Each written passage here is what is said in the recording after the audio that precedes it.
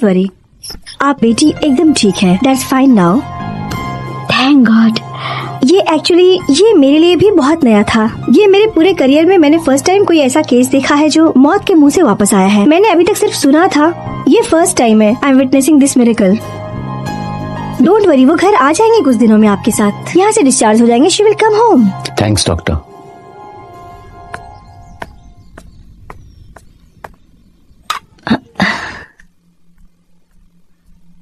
Uncle, aunty, good morning. Good morning.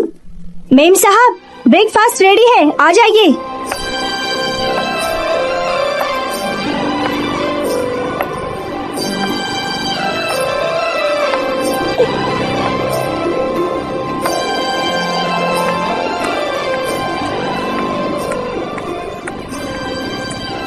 Good morning पापा। Good morning बेटा।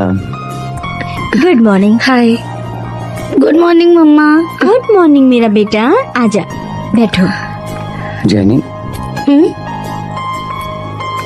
हाउ you feeling बेटा? ठीक है, बस थोड़ा सा दर्द है डैडी। अच्छा ठीक है।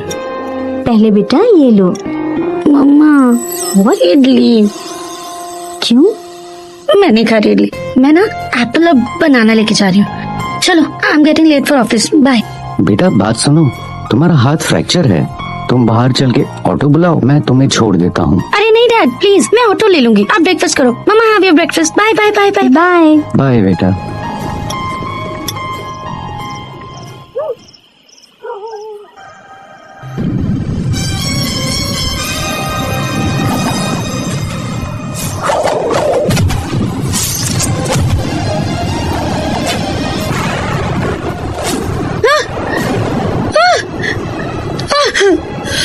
जेनी, जेनी, क्या हुआ बेटा? क्या हुआ? मम्मा, क्या हुआ तुम्हें? मम्मा बोलो बेटा। मुझे ऐसा लगा कि किसी ने मेरे सर पे रॉड से मारा।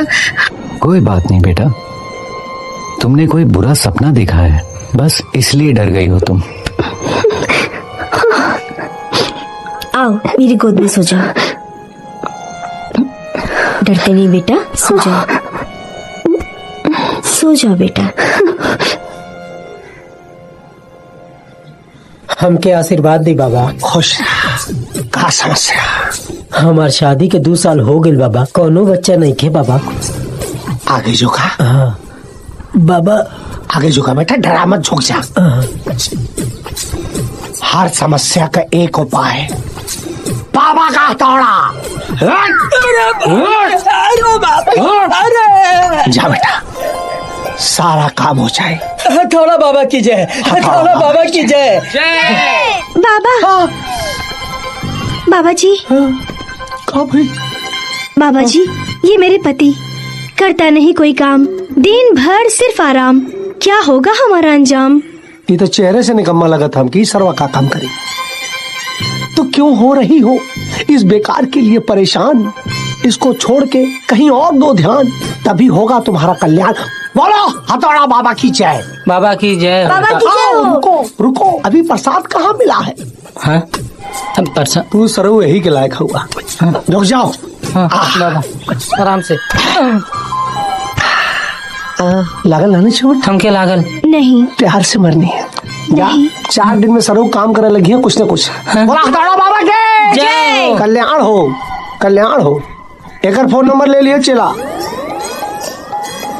अति सुंदर। प्रणाम बाबा। बाबा मैं बहुत परेशान हूँ, इसलिए मैं आपके पास आई हूँ। बाबा मेरे बॉयफ्रेंड का किसी और के साथ चक्कर चालू है, वही समस्या है।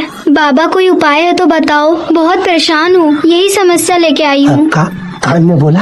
मेरे बॉयफ्रेंड का किसी और के साथ चक्कर चल रहा है। अरे इसमें बॉयफ्रेंड के तो मार दे गोली।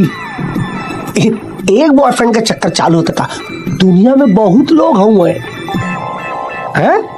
तुम कहीं और चक्कर चला ला, तनी नजर से देखा था आसपास अपने कितना लोग हुए।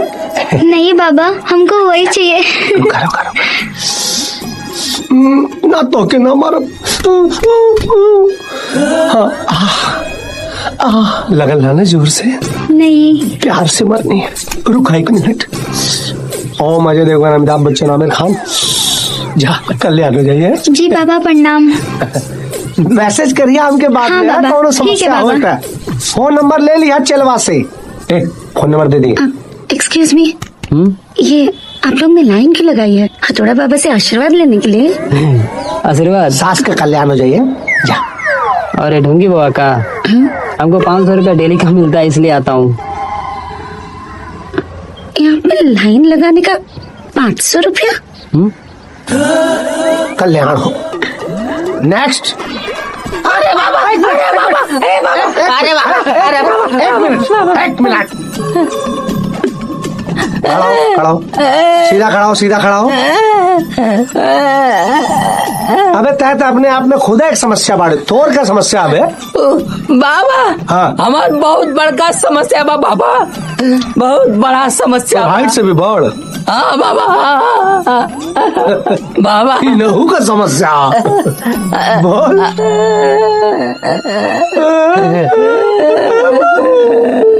अरे चुप हो जाओ बाबा, बाबा बाबा रहुआ काहे रो तनी? ए बेटा तोर व्यथा सुन के करेजा फाट गई हमार। बेटा ते हमार पूरा जग कुरेद देले रे। हमहू के अपन प्रेम कहानी याद आ गई। ओहे के चलते तो हम बाबा बनिए बेटा। अरे मोर बाबू रे। बेटा तोर तो भगवान भला ना कर सके जो बेटा। ना बेटा ये कि भगवान मरने हो क्या थोड़ा काम मारब हम जो चल। तोर तो भगवान ना भला कर सके बाबू, फिर भी हम प्रार्थना करब है जो। अरे छोटका से पैसा मत लिया हो जाए था बेचारा के। जो बाबू जो खुश रहो। सुन एक बार बोल दे बेटा हथौड़ा बाबा की जय। हथौड़ा बाबा के जय। अरे सारे धीमे से खानी चिल्लात का बाड़े जो। अच्छा जो हथौड़ा बाबा के जय, हथौड़ा बाबा के जय। मम्मी आपको मुझे इसी ढोंगे के पास लेकर आना था। If you want to stay you can stay, I am leaving, bye. अरे जेनी सुनो तो। करे सारे तो बताऊला ना कि एक कस्टमर और। हाँ बाबा खैर कोनो टेंशन ना। कस्टमर और बस के इंतजार ना करे के चाहिए। एक जाई तो दूसरा आई है। डेविड आप रेडी हो गए? I am ready. अच्छे लग रहे हो। जेनी तुम नहीं तैयार हुई? तैयार क्यों? तुम्हें मुक्ता की शादी में नहीं जाना? मम्मी मेरा प्रेजेंटेशन है, अभी मैं उसी को प्रिपेयर कर रही हूँ। पर बेटा प्रेजेंटेशन तो कल है ना? अरे कल है तो रेडी तो आज ही करना पड़ेगा ना। आप लोग जाइए ना, मैं बाद में आ जाऊंगी। ओके।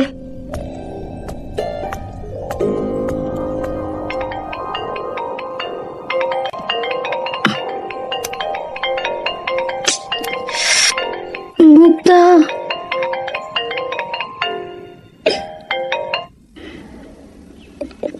हेलो। क्या जेनी ये मैं क्या सुन रही हूँ? क्या तुम मेरी शादी में नहीं आ रही हो? अगर तुम मेरी शादी में नहीं आई ना तो मैं घोड़े भी नहीं चढ़ूंगी। अच्छा तू घोड़ी चढ़ने वाली है? हाँ मैं घोड़ी चढ़ने वाली हूँ। तुम नहीं आओगी तो मैं फेरे भी नहीं लूंगी। पक्का ना? हाँ ठीक है मत ले फेरे, मैं नहीं आ रही हूँ। ओके चल bye bye bye bye bye by.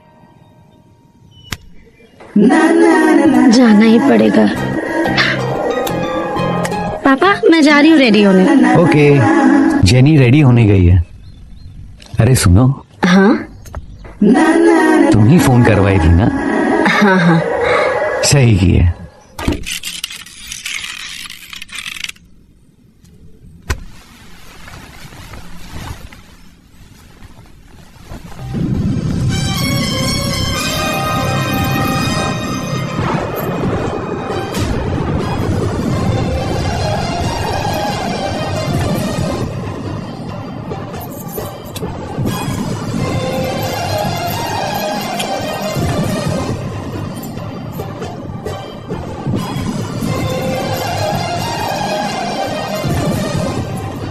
Jenny jenny jenny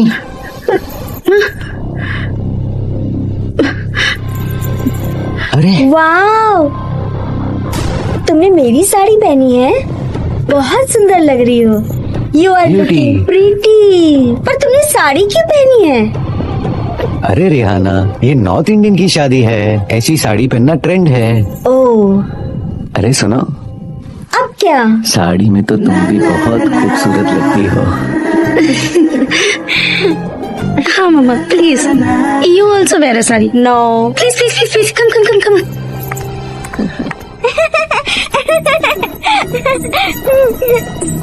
अच्छी लग रही है ना?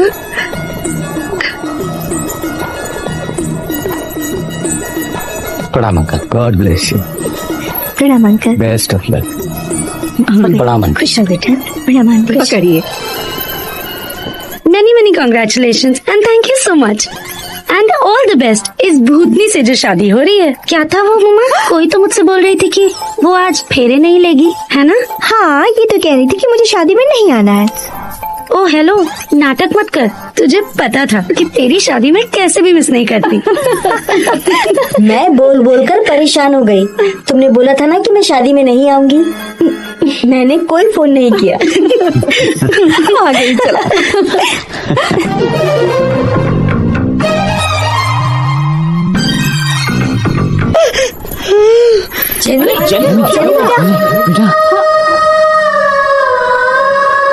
आंटी, बेबी को लगता है ना जेनी मैम को ना कोई बुरा साया पड़ा है। 1 साल पहले मेरे पति को भी ऐसा हुआ था। वो भी ऐसे ही उलूल जुलूल हरकतें किया करता था। फिर मैं उसे बाबा के पास ले गई। मुझे लग तो वैसे ही रहा है, लेकिन बाबा मिलेंगी कहाँ? Oh shit you are talking aunty ji. इतनी एजुकेटेड होने के बाद भी आप इन बाबाओं के चक्कर में पड़ रही हो। जेनी को किसी बाबा की नहीं बल्कि एक अच्छे डॉक्टर की जरूरत है। ओके आंटी जी, मैं चलता हूँ। बाय बाय जी।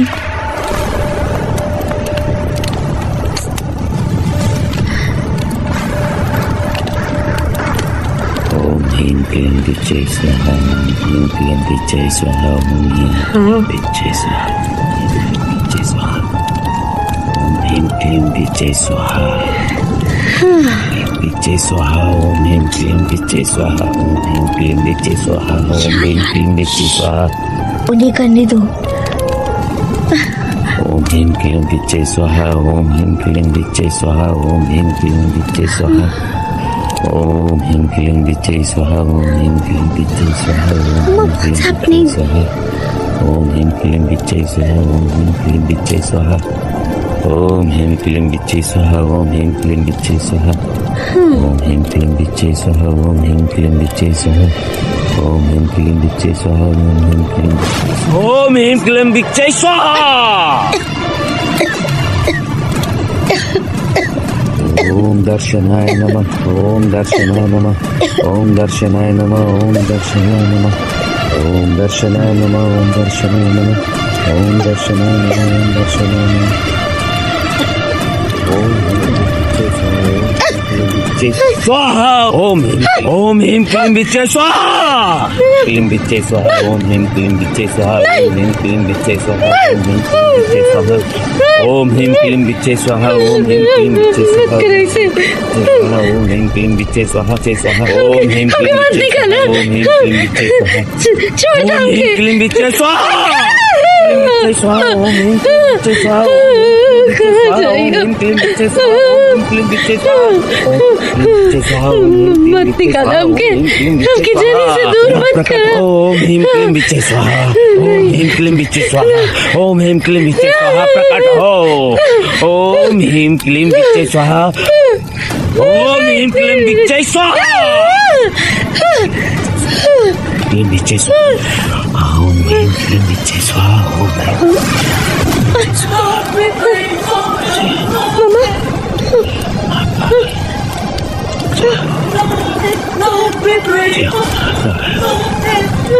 जय हो। ओम ह्रीं क्लीं विच्चे स्वाहा। ओम ह्रीं क्लीं विच्चे स्वाहा। ओम ह्रीं क्लीं विच्चे स्वाहा। Mummy what's happening? मम्मी, पापा। बता कौन है तू? हमार नाम मधु। हर लड़की के सपना होला कि ओकर शादी एगो बहुत बढ़िया घर में होके, ओकर पति उसे बहुत प्यार करे। प्रणाम प्रणाम प्रणाम। अरे कौनो चिंता की बात नहीं खे, हम है ना, सारा बंदोबस्त कर देंगे। ठीक है, प्रणाम। अरे प्रणाम ललन बाबू। अरे विधायक बाबू प्रणाम प्रणाम। आज हमनी के घरे रास्ता कैसे भुला गई नहीं? आजकल तो इलेक्शन भी नहीं हुआ। रास्ता ना भुलाई थी। अगला पूर्णिमा के दिन 10 जोड़ा के शादी कराओ के बा, वही के निमंत्रण है, सब परिवार के आओ के बा। जरूर जरूर जरूर। विधायक जी अरे रघु का हाल बा? सब ठीक है। रघु तो बड़ा हो गया भाई। रघु के शादी वादी। बेटा जा भीतर जा। अरे भीतर जा बेटा। रघु के शादी तय हो गई बा। अच्छा, बहुत धूमधाम से कराई। बहुत खुशी के बात बा। आपके आवे के बाद ना इंतजार करब, इंतजार। प्रणाम प्रणाम।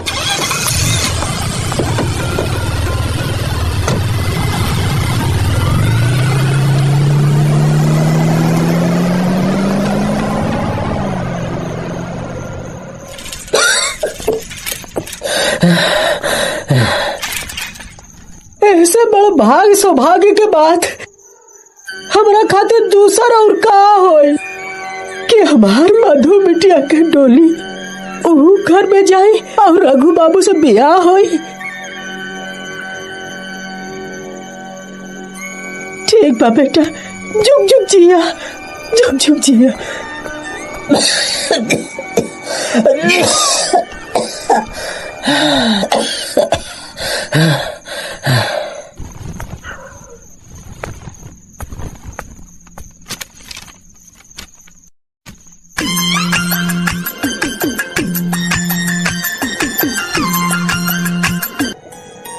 रहुआ ही जवानी तो हम एजे रह ना।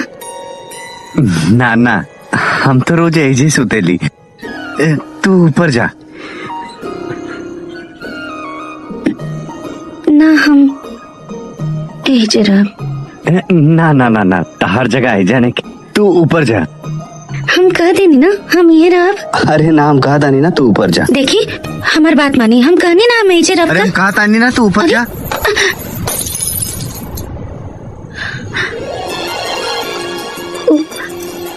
गलती से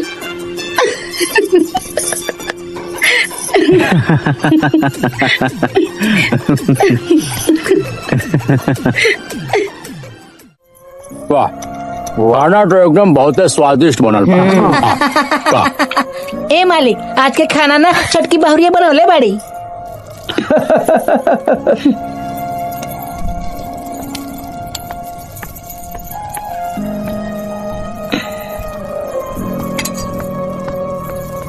ठीक बा। सुनी, आप कहीं करे तनी जुगनू भैया के भेजी ना। ना ना, हम देता नहीं।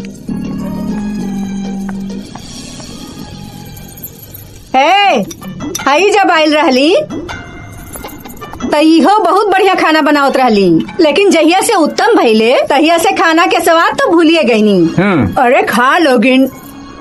ए रघु, हाँ बुआ। ए दुल्हन से कह दिया ऐसा ना कि 1-2 दिन बढ़िया बढ़िया बनाए ओकर बाद भुला जास, है ना? अरे खा लो बुआ खूब दबा के, वैसे भी तू 2-3 दिन में चल जाइबू। अरे पगला, अभी कहाँ जाइब हम, कुछ दिन और रहा भी यहाँ। ए भाई, अब हमसे ना पूछिए। बाप रे, पेट में लात रखे की जगह नहीं, खेत ना खा ले। हम पीठ पे मारी का? हाँ, बस इतने काफी बात। खाना खा के तो मजा आ गई। अरे बहुत खाना हो गया आज।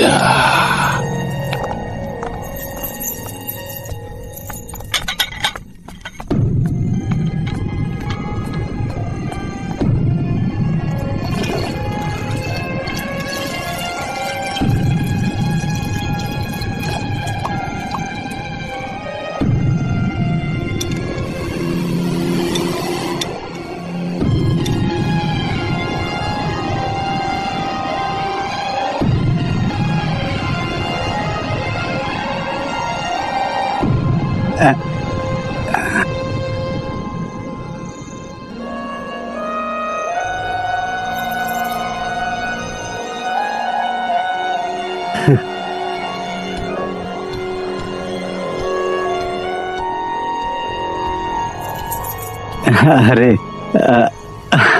हम तो भुलाइए गए रही। तू ना खेले होगबो ना, चला खा लियल जाए। खा तो लियल जाई, बाकी एगो बात पूछी का?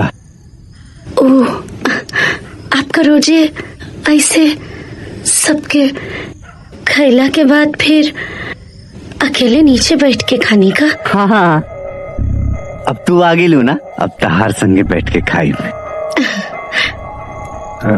अरे बैठा। हाँ।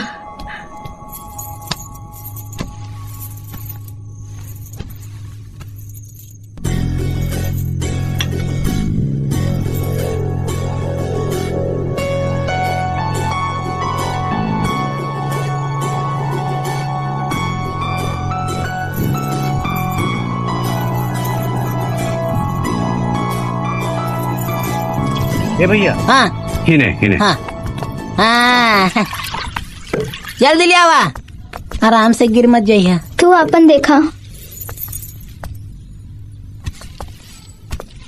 हिने डाला भैया आपकी हाँ, चिट्ठी आयल बा। द हाँ ए ले, हाँ ए पर साइन कर दी। हाँ, साइन ना ठेपा लगावे ले। हाँ लाओ। चलो तानी। ठीक बा। रघु बाबू कैसन चिट्ठी है? हमरा का पता, हमरा पढ़े आवेला। हाँ। एक काम करा, एकरा के ले जाके अंदर दे जा, दे दा। ठीक बा, जाता नहीं। चिट्ठी आई है, चिट्ठी आई है, चिट्ठी आई है। सुनी ना, का भाई? कुछ काम है, आई ना। अरे ऐसा काम बा, आप छोड़ी ना, आई ना, कुछ बात करे के बा। चली।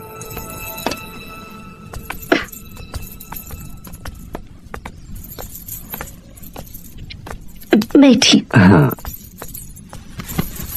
का भाई?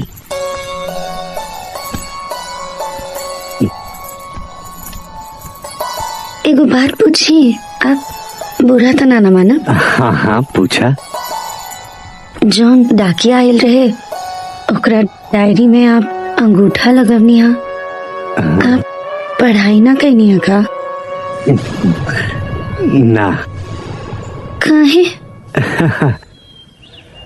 अरे मधु, तारा के कुछो पता नहीं खे। हमार चाची हमरा से बहुत प्यार करेली। सब भाई में से हमरा के सबसे ज्यादा मानेली। तारा पता बा, बचपन में जब हम स्कूल जात रहली,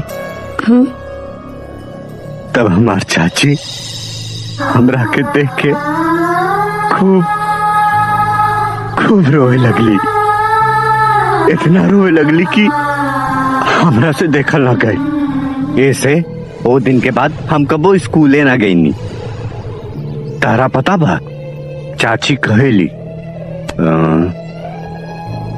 वो सब कोनो काम के नहीं खन।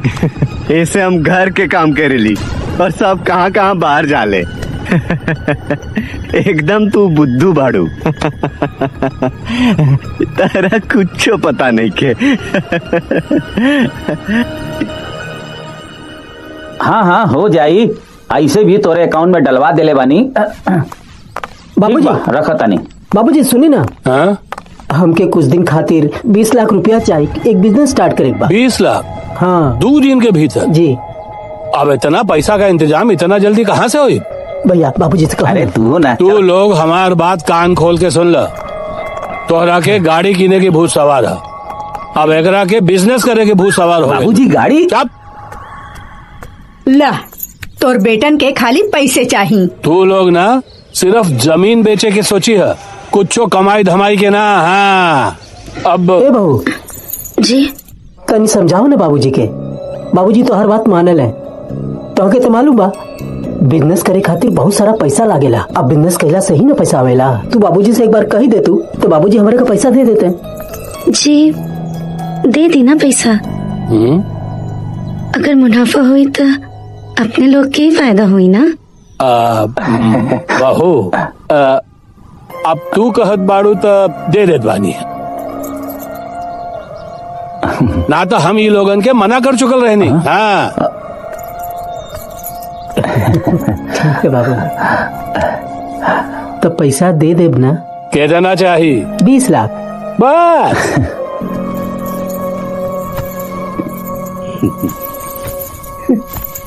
कहा रघु? हाँ हमार भाई तो पूरा आज हीरो लागता। हे भाई, ये पेपर पे जौन है ना तोहरे अंगूठा के निशान चाहिए। भैया, जब आपके काम रहेला तब तू भाई भाई बोलेला, न तो ऐसे रघु ही कर दा ऊ कर दा। अरे ना रे पगला, तू हमार भाई बड़े, हमार जान बड़े जान। देखा भाई, हमरा एगो नया बिजनेस चालू करे के बा और ओमे 20 लाख रुपया लागी। अब बिजनेस आगे बढ़ जाई तो तू ही ना सुख भोगबे, हम थोड़ी ना भोगा का। हाँ चला पर अंगूठा के निशान लगा था। बाबू हमार कहाँ करे के बा? हम बताओ तानी।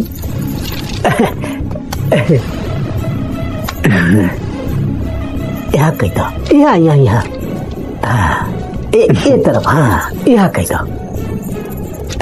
वाह भाई वाह, तू ही तुम्हारे को भाई बड़ा। ठीक बा भाई। ठीक बा। सुनी जी। हाँ? मध्यम भैया आपसे कौना कागज पर अंगूठा लगवावत रहे? भैया के पैसा के जरूरत रहे। अगर भैया के पैसा की जरूरत रहे तो आपसे काहे अंगूठा लगवावत रहे? हाँ? अरे पगली, उनका जब भी जरूरत रहेला वो हमरे से अंगूठा लगवावेला। काहे क्यों कहेला कि हमार हाथ उनकरा खातिर बहुत शुभ बा, और ऐसे भी हमनी के बीच कुछ बटल थोड़ी बा। अरे मधु मधु मधु, का भाई अचानक तहार तबीयत कैसे खराब हो गई? रुका, हम भाई जी के बुलावत हन। एकर कोनो जरूरत नहीं है। बाकी उल्टी हम ठीक बानी। के हम बने वाला बानी। सच में?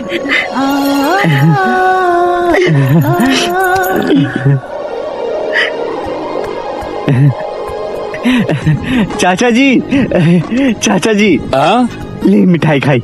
मिठाई खाई चाची जी, रवा भी खाई। खाई बुआ, मिठाई खाई। खाई खाई। अरे रघु, ये मिठाई कौन खुशी में बांट रहल बाड़? हाँ चाचा बोला रघुआ दादाजी बने वाला बानी। अरे भैया एकदम सही समझला, रघुआ बड़का पापा और रघुआ बड़की मम्मी बने वाला बानी। अरे रघु, खुशखबरी सुनावे में बड़ा लेट कही देला। एक काम करा, मिठाई पूरा गांव में बांट दा। जी भैया। ये रघु बाप कैसे बन सकेला? हम का जानी, रोज जो दवाई दे रहनी है, हम रोज देते रहनी है ओके।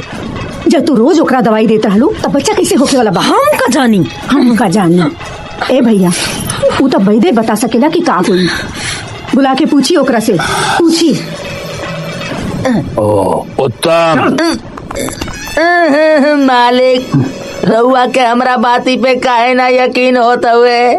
हम ओकरा के उहे दवाई देले रानी जोना के खैला के बाद ओकर 7 पुस्तन तक कोनो वंश पैदा ना होई।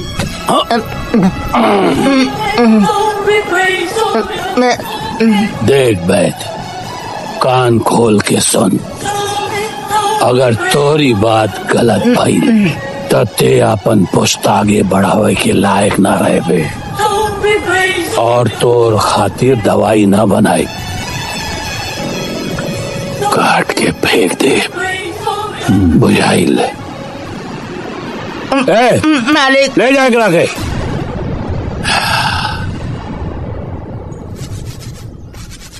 जल्दी जल्दी साफ कर, हमरा बाहर जाए बा। क्या टाइम पास करता रहे? जी भैया। गधा।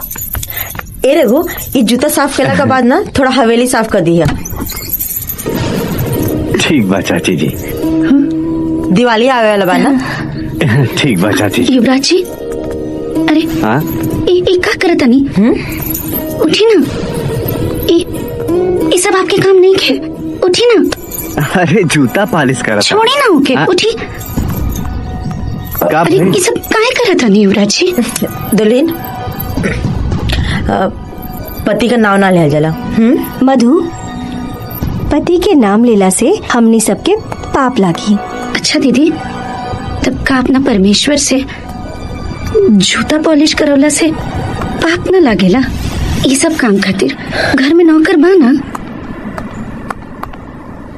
और हाँ, केहू भी माँ बाप अपना बच्चा के नाम बहुत अरमान से रखेले, ये सोच के कि जब केहू उनका बेटा के वो नाम से बुलावे तो ओकर नाम के प्रभाव ओकरा जीवन पर पड़े। यही से तो हम हमेशा युवराज जी कह के बुला रहल बानी। और आप लोग से भी यह चाहत कि आप लोग भी यहाँ के युवराज कह के ही बुलाई।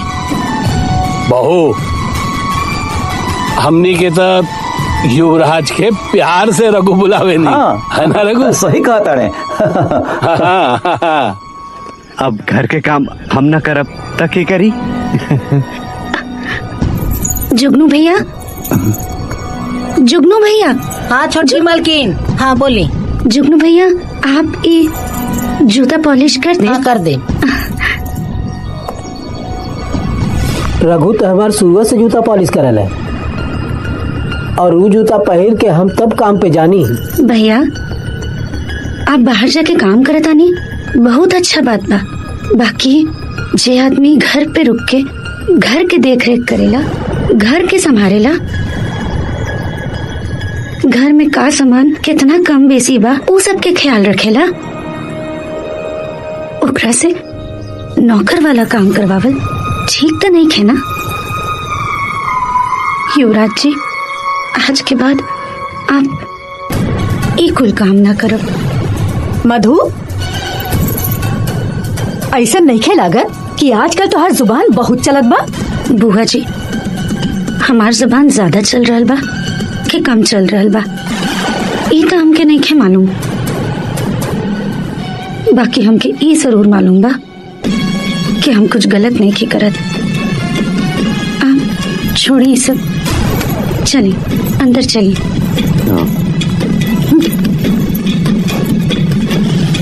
वैसे औरत का तो जुबान ही खींच लेवे के चाहिए। हाँ? चल जो। हाँ ठीक बा। क्या कर? करा लो बूट पॉलिश, करा लो बूट।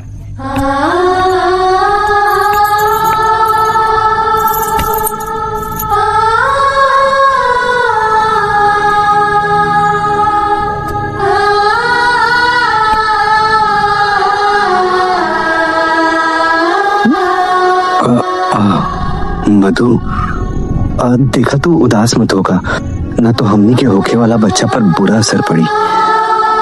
तारा पता बा, हमरा के ई सबे बहुत माने ले और वो लोग तारा भी खुश देखल चाहता रे। हाँ, मतलब आप हमके खुश देखल नहीं की चाहत?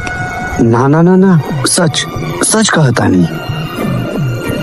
तू ई बारे में मत सोचा, हम बनी ना, तू खुश रहबू। आपके हमके खुश देखे के बाद अब से केहू भी आपके रघु ना कही। अरे वो सब तो रघु हमरा प्यार से बुलावेला। अरे एकर मतलब घर में नौकर वाला व्यवहार केहू भी आपके साथ करी? आप तो युवराज बनी ना, और युवराज केहू के नौकर ना होला। ओ हमार कहे के मतलब ये बा कि उत्तम भैया, मध्यम भैया, केहू भी, बस आप केहू के भी बात सुन लेनी। नहीं, अब बस एकरा सिवा कुछ ना। अब आपके हमार कसम बा, आज के बाद आप घर में नौकर वाला कोनो काम, झाड़ू पोछा, जूता साफ कर, ये सब अब आप ना करब। कहीं अरे देखत का बानी, खाई कसम। ठीक बा।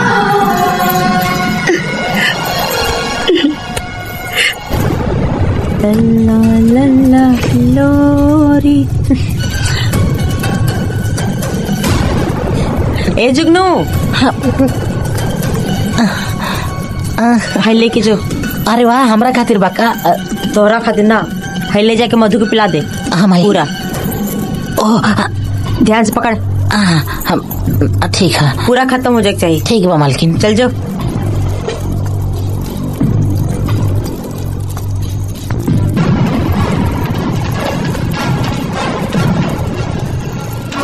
लल्ला लल्ला लोरी, दूध में कटोरी, दूध में बताशा। हमने कब ना करी तमाशा।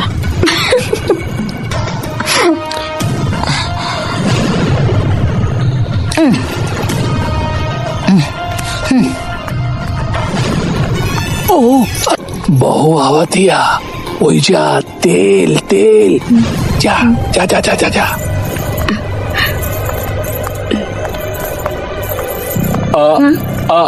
अरे अरे बहू, अरे इतना रात के तू एने उन्हें कहाँ घुमा दाड़ू? तारा के टाइम पे सोते के चाहिए, टाइम पे खाए के चाहिए, समझ लो। आप तोहरा के आपन ध्यान रखे के चाहिए। जा आराम करा, ठीक बा?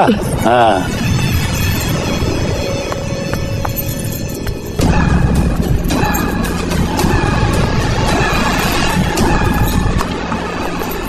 अरे मधु, कब है?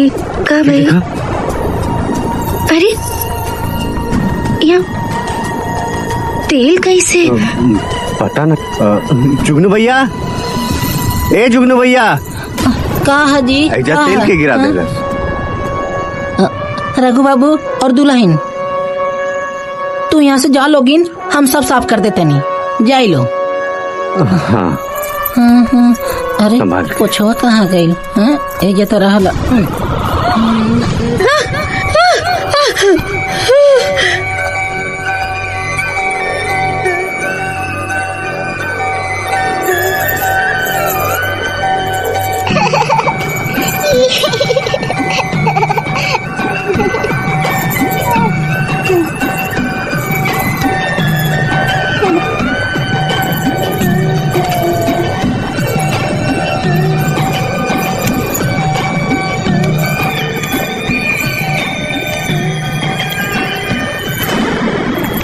ए रघु, तारा पता नहीं के बाहर कितना काम बा? घर में क्या करत बड़ा? चल यहाँ से जो तू। ठीक बाबुआ।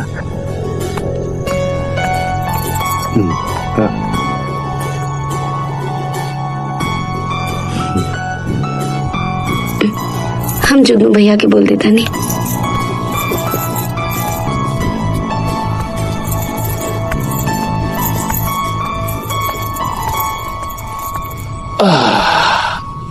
रघु, रघु हमारा जूता लेकर आवा।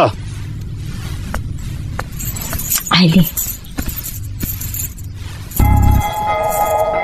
रघु, अरे आगे नहीं मालिक, आगे नहीं। अब रघु जूता ले आवे से हो सकता अपन काम खुद से करे के पड़ी। हाय ले।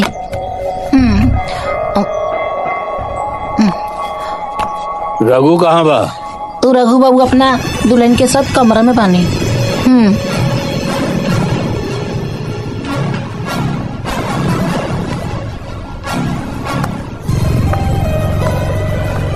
ये नहीं।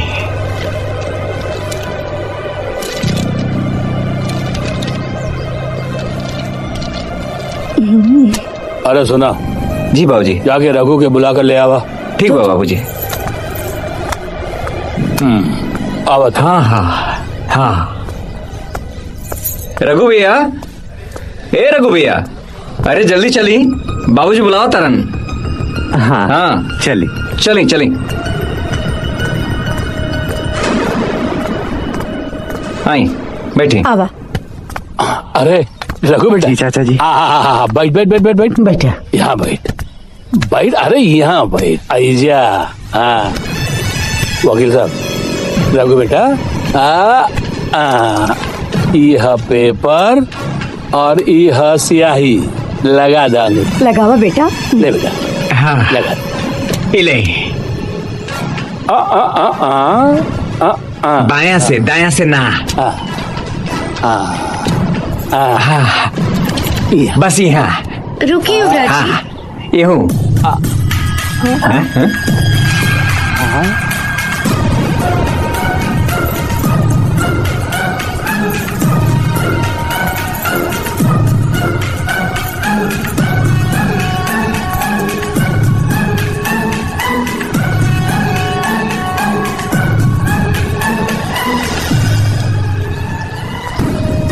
युवराज जी, आप कोनो भी कागज के बिना जांच कैले अंगूठा मत लगाई। बहू, अरे तू का कह रहल बाड़ू? तू कहा ना कि बाबूजी के नाम पे राइस मिल खोले के बाद और ओकरे खातिर हमनी के पैसा चाहिए। अच्छा, तो आप लोग के राइस मिल खोले के बाद तो आप लोग अपना हिस्सा की जमीन बेच के काहे नहीं की राइस मिल खोलत? अब से युवराज जी के हिस्सा की जमीन हम ना बिके देब। बहू, कौन हिस्सा की बात कर रहल बाड़ू तू? हाँ, ऐसन रघु के कोनो हिस्सा नहीं खे। अच्छा चाचा जी, यहाँ के कोनो हिस्सा नहीं के?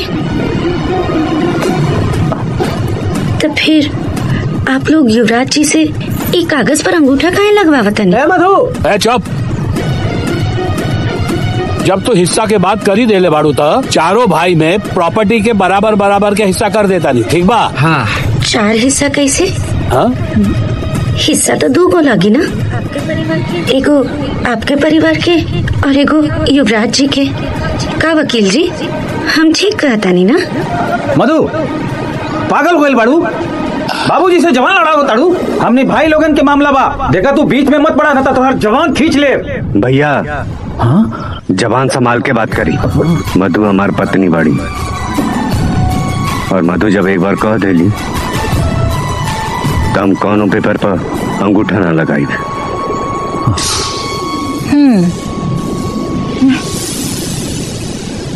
ए उत्तम, का अनाप शनाप बोला ताड़ा?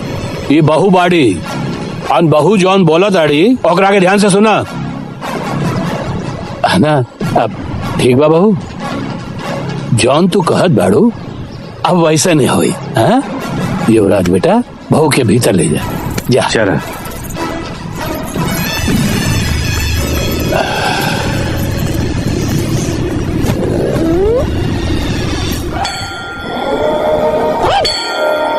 हाथ जोड़ा बेटा। हे भगवान, हम जौन भी करत आनी अपना बेटी और अपना पति खातिर करत आनी, हमार सहायता करी। फाइल कुल तैयार हो गई ना? हाँ, तैयारी तो हो गई बा। हाई बाटे कागजात, अब ये पेपर पे साइन कर दा और फिर आप लोगन के अंगूठा।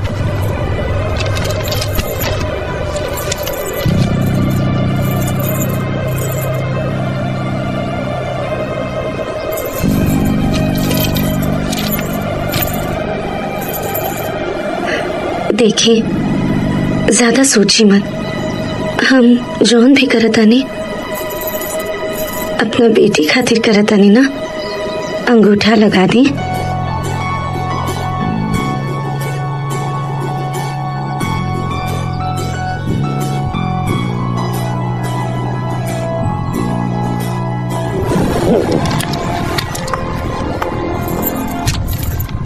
अब सगरी प्रोसेस पूरा हो गई बा। धन्यवाद।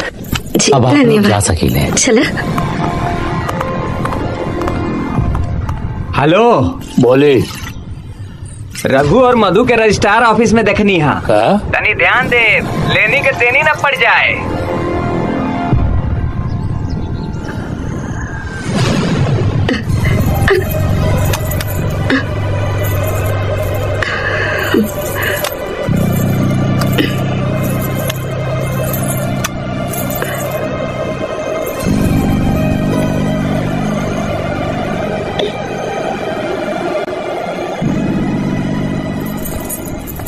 ममता, हम तो कितना ध्यान देनी। साचू का साफ करा। जुगनू भैया।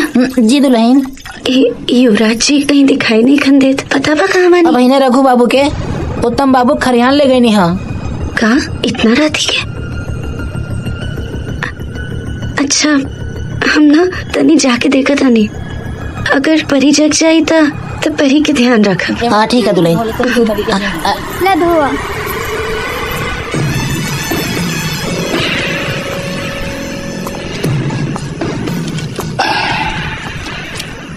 देखा बेटा, ई पेपर पे अंगूठा लगा था, नहीं तो जान से हाथ धो बैठा बा।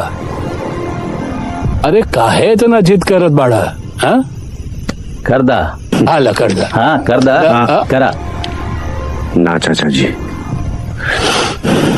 हम कौनों पेपर पर अंगूठा ना लगाई। हाँ? कैसे कि मधु मना के ले दिया। मधु मधु मधु सारा फसाद के जड़ू मधुआ, तोरा मरला के बाद ना ओकरा भी मार दे। मधु मारी बाबूजी। बुला मधु के। बुलावा। ना चाचा जी, अब कुछ तोरा मार दे। अरे तो क्या छोड़ो ना, कहाँ गिरत बड़े।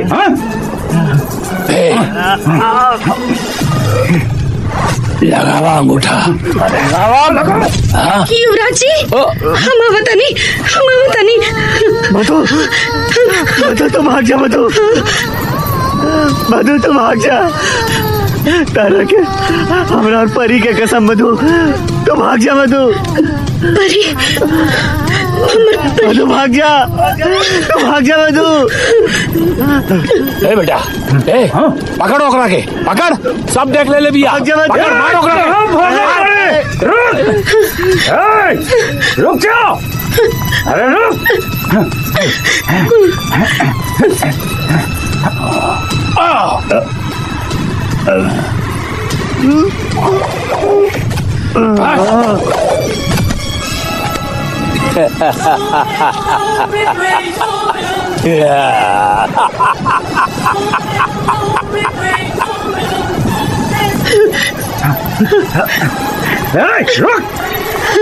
रुक जाओ। मधुआ रुक।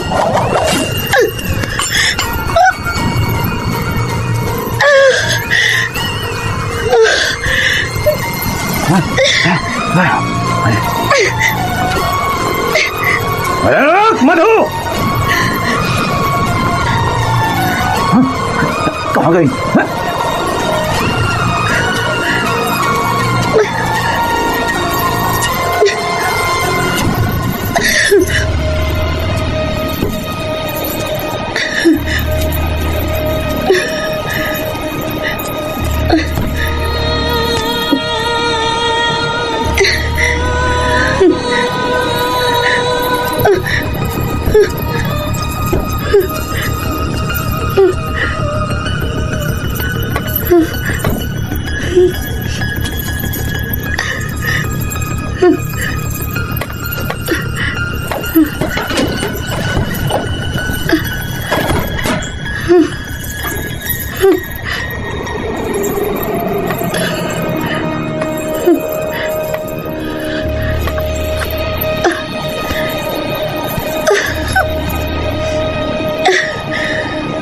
आज पैसा मिल गया जल्ले, कितना दिन से कहत रहनी। हाँ वही दिन में ना। हाँ वो दिन के हले तोर इतना हिसाब भइल ना, दे ले आओ। ठीक बा। हाँ। अब गाड़ी स्टार्ट कर, मुंबई चले बा।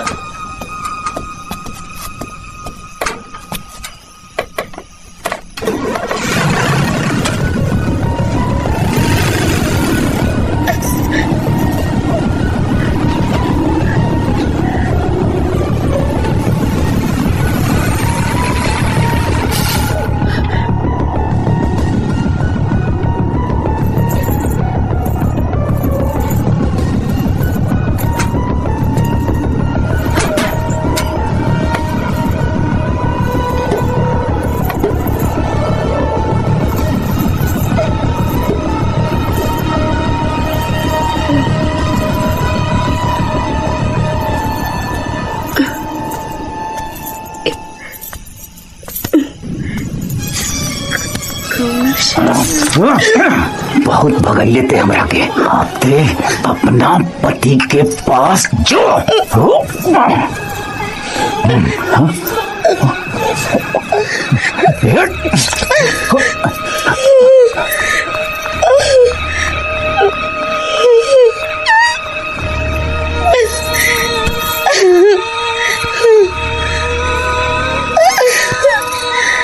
Hello mama. हाँ बस निकल रही हूँ, बस थोड़ा सा टाइम, मैं आ रही हूँ। यस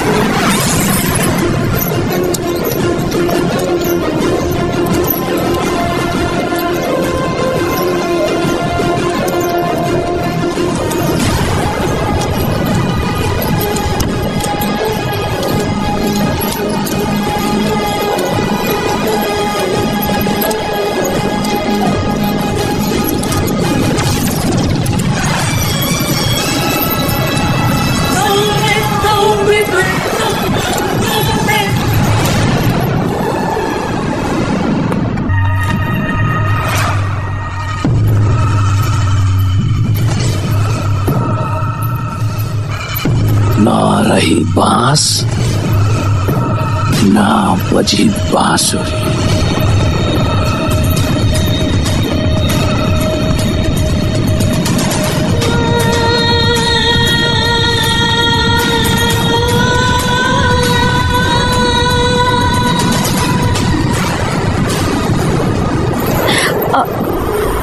जी आइए वकील साहब का फोन। वकील साहब बात करें। ललन बाबू, एगो जरूरी बात सुनी। वो रघु और मधु मरद सब प्रॉपर्टी अपने बेटी के नाम लिख के गए बालो। अगर वो बच्ची के कुछ भइल तो समझी सारा प्रॉपर्टी सरकार के चल जाई और आप फिर से कंगाल हो जाए। ललन बाबू, रघु बेटा के साथ ये सब कैसे हो गए?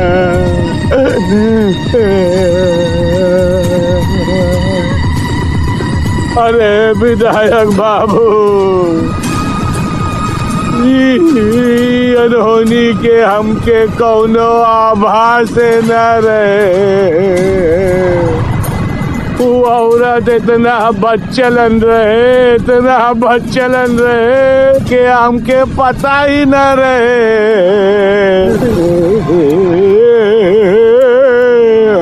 रघु, तू बात बर्दाश्त ना कर पौले।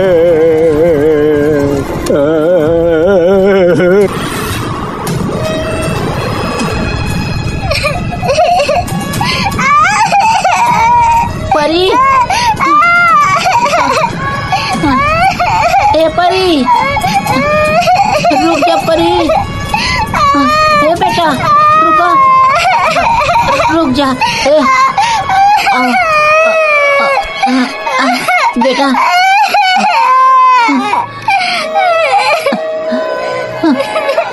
माई के लगे जाइबू, माई के लगे।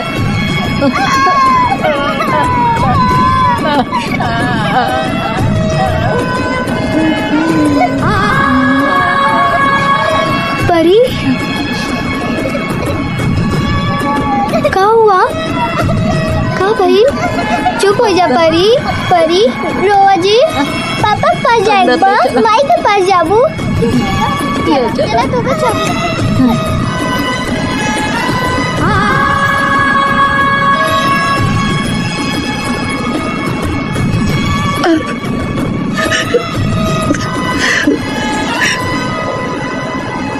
अब शायद भगवान भी चाहता कि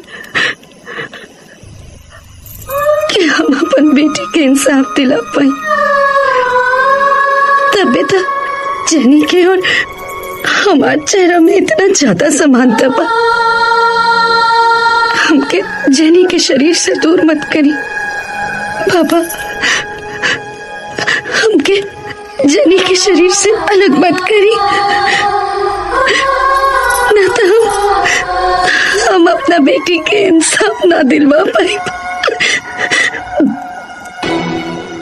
लालची लोग दौलत के खातिर हमरे बेटी के भी मार दी है। इसे हमके जेनी से अलग मत करी, मत करी बाबा। हमार मदद करा जेनी, हमके अपना बेटी से मिले के, हमके अपना बेटी के इंसाफ दिलवावे के। जेनी मदद करा हमार। तुझे इसके शरीर में प्रवेश नहीं करना चाहिए था।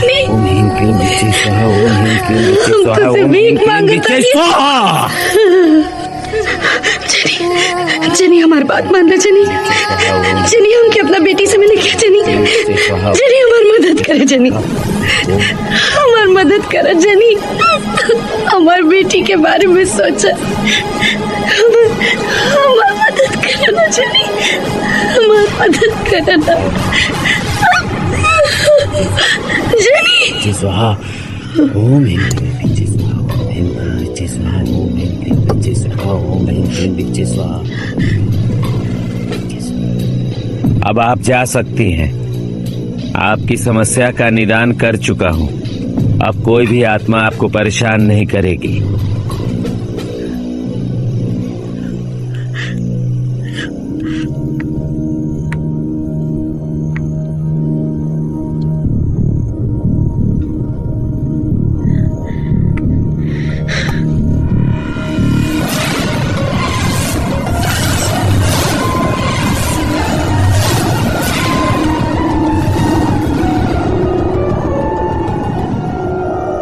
तब तक आश्रम का ध्यान रखना। बाबा प्लीज मधु की आत्मा को कुछ मत कीजिए। मुझे पहले उसे इंसाफ दिलाना है। मधु के बारे में जानने के बाद जब तक मैं मधु को इंसाफ नहीं दिला दूंगी, उसके साथ हुए अत्याचारों का बदला नहीं ले लूंगी, तब तक मेरे मन को शांति नहीं मिलेगी। लेकिन ऐसा करना उचित नहीं होगा। जब आप मधु को मेरे शरीर से बाहर निकाल सकते हैं, तो आप अपनी तंत्र मंत्र की ताकत से उसे इंसाफ दिलाने में भी तो मदद कर सकते हैं। लेकिन please we need to help her बाबा। बाबा प्लीज, ये आखिरी चांस है मधु के लिए। लेकिन एक बात सोच लीजिए, जब मधु की आत्मा आपके अंदर प्रवेश करेगी, आपकी तकलीफ बढ़ जाएगी। मधु की आत्मा किसी को क्या तकलीफ देगी? मधु तो खुद अपनी बेटी से मिलने के लिए तड़प रही है। प्लीज बाबा। देखिए, ये लड़ाई आप अकेले नहीं लड़ सकती, उसके लिए हमें आपके साथ आना होगा। ये तो बहुत अच्छा होगा बाबा, लेकिन आप ऐसे नहीं आ सकते हैं ना, कुछ और सोचना पड़ेगा। मतलब?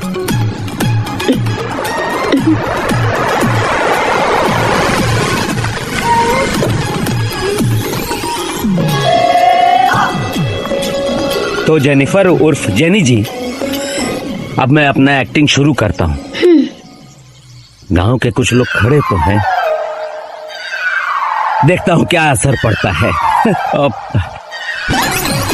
जेनी, ये तुम मुझे कहाँ लेके चली आई हो? ये घाव है या डस्ट का गुब्बारा है? डस्ट से मुझे कितना एलर्जी है, मैं पागल हो जाऊंगा। मैं लंदन में कितना करोड़ों कमाता था, कितना लॉस हो रहा है। यू नो जेनी, तुम्हारे चक्कर में बहुत लॉस हो रहा है। Hey, you old man, come here. हाँ, come here. हाँ बोली, क्या करे जाएगा? हमको किसी के घर नहीं जाना है। इधर कोई होटल है? 5 स्टार होटल? 5 star hotel. हम लंदन से आया है, करोड़ों का धंधा छोड़ के आया है, क्योंकि मेरी सिस्टर को गांव के एक लड़के से शादी करनी है। उसके लिए मैं लाखों लुटा दूंगा। कोई स्मार्ट लड़का है इस गांव में? हमसे ज्यादा स्मार्ट लड़का कौन है? थोड़ा बेटर चाहिए, थोड़ा बेटर चाहिए। कोई 5 स्टार होटल बताओ। 5 स्टार होटल खातिर सीधा चल जा। ओके। ओकरे बाद से लेफ्ट ले, फिर दाएं मुड़ जाए। What is this? लेफ्ट घूम के बाइक घूम चाहिए, बेवकूफ। What the hell is going on? Jenny, मैं पागल हो जाऊंगा। What are you saying, brother? It is so beautiful here. यहाँ पे 5 स्टार होटल नहीं, कुछ भी नहीं है। गेस्ट हाउस क्या है मालूम नहीं। चलो, लेट्स गो, चलो। बाबा, ओवर एक्टिंग थोड़ी ज्यादा नहीं हो गई? हाँ तो सर मुझे ये बताइए कि आपका इस बारे में क्या कहना है? लड़का गांव का होना चाहिए। मुझे रोत रहा मर ये लड़का तेरे सुनाई नहीं देते। काची बोल परी रोत चट से मारो एकदम खींच के। रुई अरे मलकिन काहे मारा तुम? थोड़ी समझ नहीं है। हाँ, जब तक तुम रोत रहे लेके जाके दोबारा ना रोए चाहिए। घर ममता ले चल। तोड़ के मारो तक तुम माई करते रहे, दिमाग खराब कर लिया हमारा।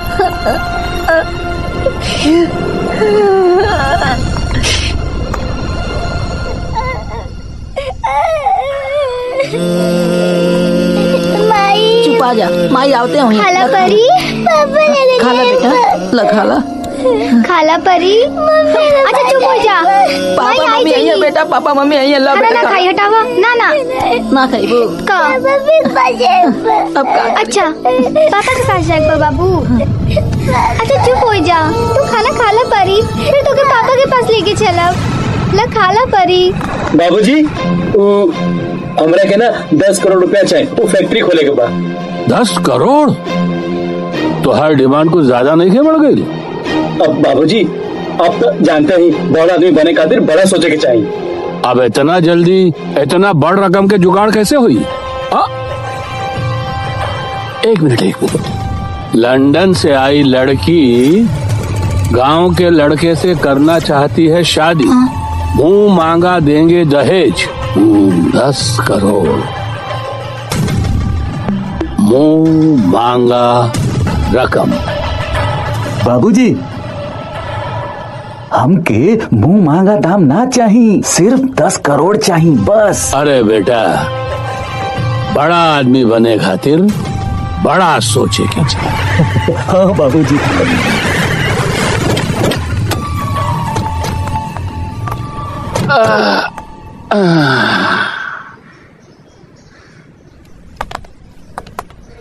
अरे ये सब यहाँ लाइन काहे लगौले बड़े?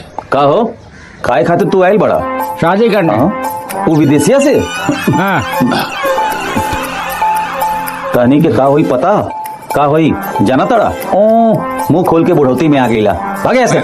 मैं बुढ़ा नहीं हुआ।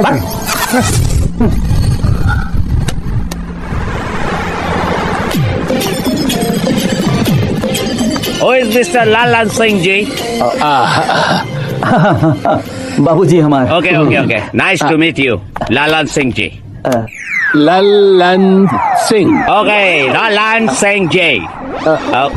Nice to meet you. Okay, Lalan. Okay. हाँ, आपसे मिलके हमको बहुत अच्छा लगा। देखिए सर, हम सुने हैं कि आप अपनी बहन के लिए गांव में कोनो लड़का ढूंढ रहे हैं शादी करवाने के लिए। Right. और ये पूरा गांव में कोनो लड़का मिला ही नहीं। Exactly. और इसलिए आप ये गांव छोड़कर वापस लंदन जा रहे हैं। Yes, I'm leaving right now. Sir Yes. सर, एगो निवेदन है। What? बस आपकी जो बहन है Jenny, right. हाँ, वो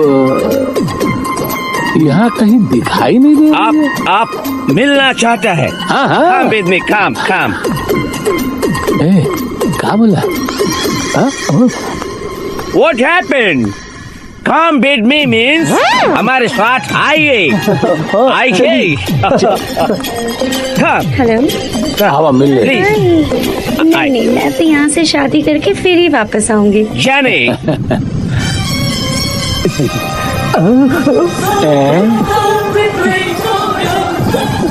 यस। ये गांव के जमींदार लालन सिंह जी है। Lalan Singh. Lalan Singh ji. Madhu? Oh, Madhu. She's Jenny. No, I am Jenny. क्यों? आप किसी मधु को जानते हैं क्या? You know any Madhu? नहीं। क्या नाम बताया? Jenny, my sister Jenny. ये आपसे मिलना चाहते थे। ब्रदर, एक्चुअली मैं सोच रही थी जो मेरा गांव में शादी करने का सपना था वो पूरी तरह चूर चूर हो चुका है। Right. बिकॉज यहाँ पे कोई एलिजिबल बैचलर है ही नहीं। So we should go back to London. चलिए वापस लंदन चलते हैं। I don't want to stay here. बेटी, हम क्या कह रहे हैं? गांव अभी आप लोगों ने देखा ही कहाँ है? इतना बड़ा होटल गांव थोड़ी ना होता है। हम क्या कहते हैं कि जब इतना दूर गांव में आए हो तो हमरा घर में 2-4 दिन और देख लो। हमरा कहने का मतलब ये है कि हमरा घर चलिए। गांव जो हमरा है और ओकरे में जौन हमरा घर है वो गांव में है। आप हमरा घर में ही पूरा गांव देख लेंगी। आप लोग 2-4 दिन हमरा घर में रहेंगे तो actually you know what, I am not interested brother. मुझे कोई इंटरेस्ट नहीं है। प्लीज आस्क देम, दे कैन गो नाउ। अरे आप क्या करें? जेनी, हम लोग जा रहे हैं, रोको। ज्यादा हो क्या? हाँ, रुको, नहीं तो चले जाएंगे। सर, या हम क्या कहते हैं, जब बेटी का मने नहीं है गांव में रहने का तो जबरदस्ती काहे करे हैं? चलते हैं। प्रणाम। Uncle, actually you know what, मेरे ब्रदर मुझे बहुत फोर्स कर रहे हैं कि मैं आपके घर पर जाकर रहूं। मेरा कोई मन नहीं है, but just for the sake of my brother मैं आपके यहाँ 2-4 दिन के लिए आ सकती हूँ। ये तो बहुत ही अच्छा बात है। आप गाड़ी में बैठिए, ये हमारा बेटा है उत्तम, ये आपका सब सामान जमा करके ले आएगा। Okay, let's go there. Yes yes, मेरे कपड़े पैक कर लेना। ओके। हाँ, बहुत ही अच्छा पैकिंग करता है।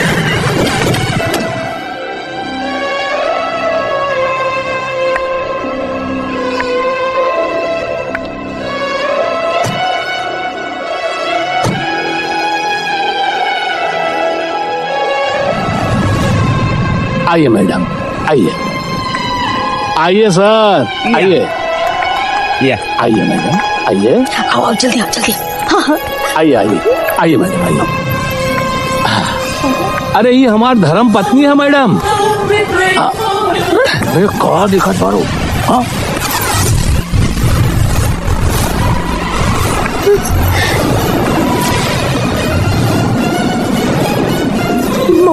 मधु। अरे ये मधुमती ना हो, जेनिफर है, जेनिफर। ओकर चेहरा ओकरे से मिलत बा। मधुमती मती कुछ ना। अरे इनको भी वही लगा जो हमको लगा। वो मधुमती से मिलता है, इनको भी वही बता रहे थे कि आप मधुमती नहीं हैं, आप जेनिफर हैं, जेनिफर। यस आप लोग वहाँ काहे खड़े हैं? आइए आइए। Yes yes, you go, welcome. आइए चलिए। अरे चला। क्या हुआ? Nothing nothing. कुछ नहीं। यू गो ना, वेलकम। आइए आइए आइए। मधु पागल हो गई है क्या? अंदर चलना।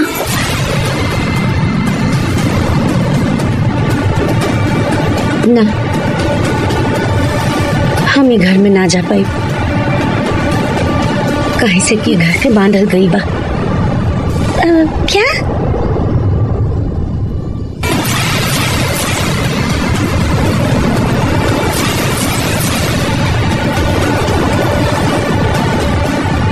बाकी जेनी, तू घर में जा, घर में जा और हमार बेटी का ख्याल रखियो। भैया, हमरा के